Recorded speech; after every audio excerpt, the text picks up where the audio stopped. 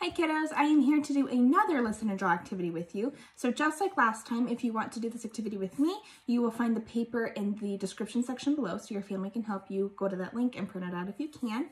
So this is what we're doing this time. So it should look like this. You'll have a little barn and some animals. In the top corner, it'll say activity number 43. This is the paper we're going to be working on today. So you're going to want your paper, you're going to want a pencil because you're going to write your name and a sentence, and then you're going to want some crayons or colored pencils or markers or whatever, something to color with, okay? So if you don't have all the material ready at this point, pause the video, go grab it, and then we'll start together. All right, here we go. So the first thing we do is always the same. I pick up my pencil and I write my name. So I'm going to write my name with you. So you write your name in your very neat handwriting. Think about each letter. Is it tall or short? And I'm going to write my name. At any point in this video, if I'm going a little too fast for you and you're not quite ready to move on, it's a-okay. Just pause me, and then when you're ready, you can unpause and we'll keep going together, okay? All right, here we go. I'm going to tell you a step, and then you do it, and I'm going to do it with you. At the end, I'll show you mine. Here we go.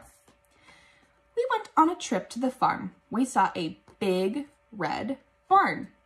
I'm going to read that again. We went on a trip to the farm. We saw a big red barn. Go ahead and follow that direction. I'm going to do it too.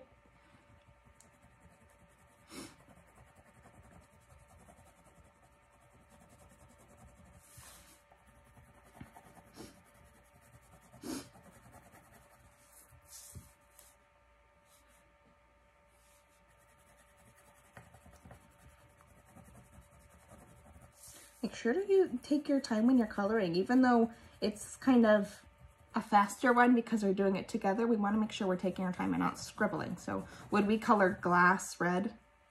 It should stay clear, right? We're not going to color the glass. So still take your time when you're doing this and think about things. Not the whole barn should be red. Even though it's a red barn, should we color just the whole thing red and color the window? No, we want to make sure things that should be left white are white. Things that should be colored other colors, maybe, you know, it has flowers. Should those all be red, the stems? So we want to think about our coloring choices. Okay, I'm going to move on, and again, if you're not ready, just pause me, okay? Next to the big red barn, we saw a tree. The tree had orange fall leaves on it. I'll read that again. Next to the big red barn, we saw a tree. The tree had orange fall leaves on it. Go ahead and do that step with me. So we can predict, we can infer, what season do we think it is? It said it had orange fall leaves on it. What season is it in this picture? It's fall. It tells us that the leaves are fall leaves, and the leaves are orange during fall. We already had fall this year, right? That was in October, kind of around Halloween and Thanksgiving.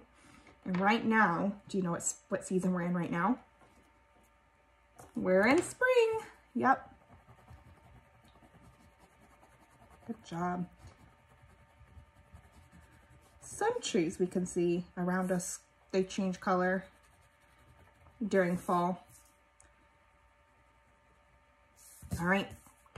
If you're not ready to move on, go ahead and pause me. I'm going to move on with you.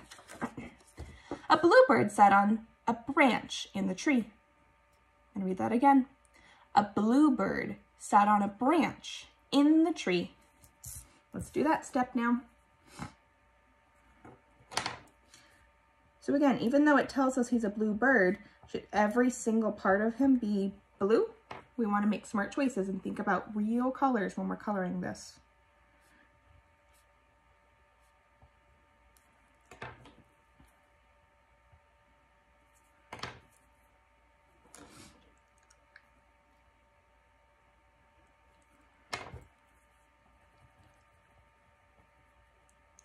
We're just trying our best. This is kind of a new skill for us, but we're going to try our best, even if it's a little tricky, because these are a little tricky for me. Drawing a bird is a little hard for me, but I'm going to try my best.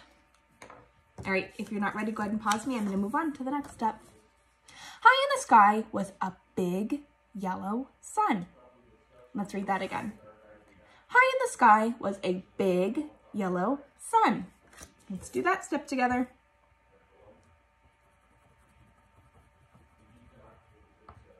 So we know this picture's during the day because there's a sun out, so it must not be nighttime. We can learn a lot about our picture. We know the season.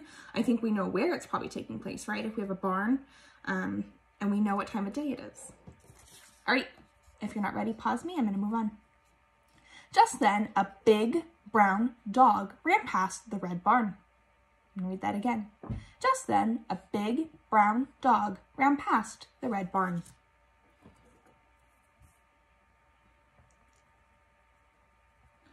So again, we're making smart choices. Would his nose be brown? Maybe. But his tongue? No. His collar doesn't have to be brown, right? Just because he's a brown dog doesn't mean his collar and his tongue should be brown. So we're going to make our smart choices with that.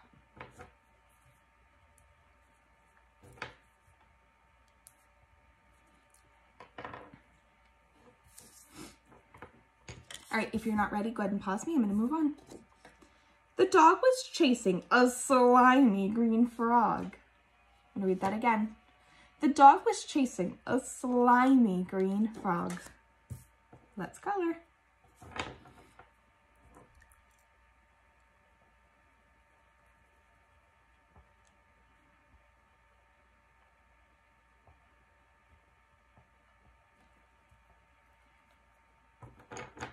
All right, if you're not ready, pause me. Here we go. This is our last step. The frog was chasing a purple dragonfly. I'll read that again. The frog was chasing a purple dragonfly.